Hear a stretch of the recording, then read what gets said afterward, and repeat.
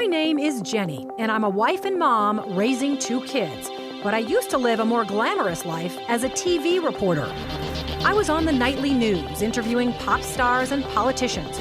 So when I said goodbye to TV and hello to motherhood, I suddenly discovered what we moms are up against. We live in a world that tells us to be rich and famous, thin and successful. You know, almost nobody says, "Oh, hey, you're a mom? That is fabulous." But you are fabulous, and I'm here to tell you why. It's the ChannelMom Show, celebrating you with Jenny Dean Schmidt. Brought to you by the Healthy Marriage Project. Just click on one of their ads to find out about a healthy relationship workshop near you. First, let me say this is not all about the famous man behind the daughter. This woman has something to say of her own right, but we've got to start by bringing up the beloved Zig Ziglar.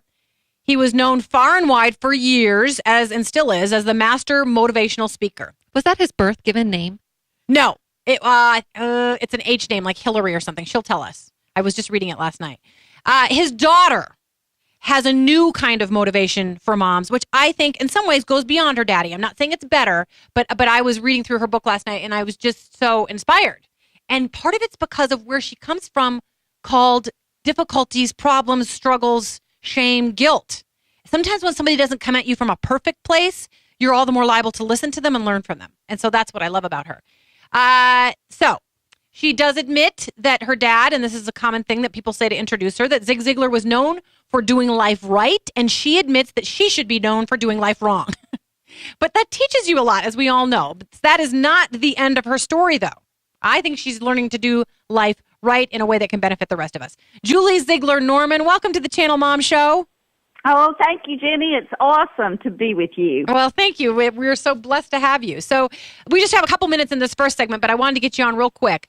Can you just tell me that the name of your new book that's come out is called Growing Up Ziglar, A Daughter's Broken Journey from Heartache to Hope, and we are giving those away today if anybody wants to call 303-297-1510 to win one. I was reading through it last night, and it's a great book. And you know why?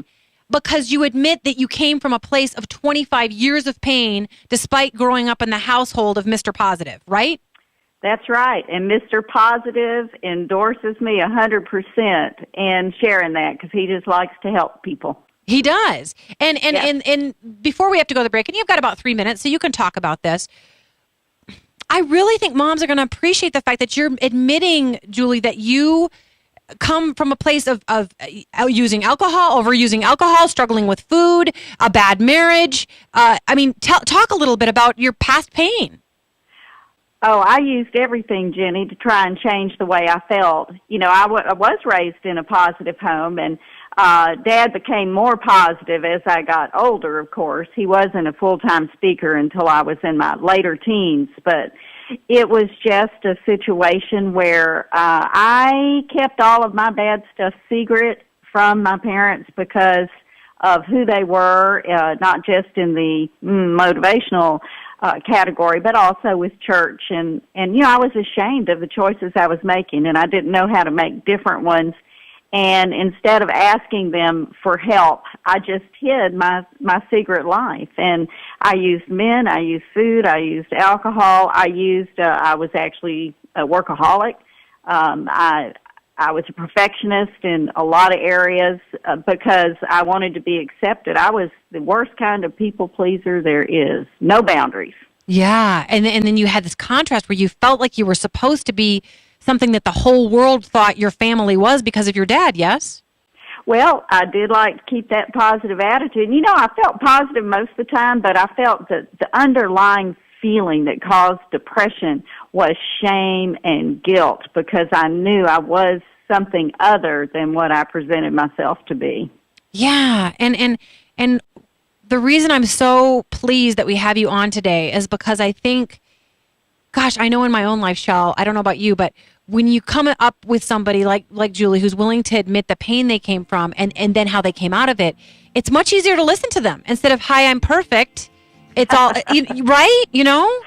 Absolutely. And I do appreciate your willingness to share that. And would you be willing, as we come back into the second segment here, to share with our audience about some of the particular problems you went through with depression and so on? Okay.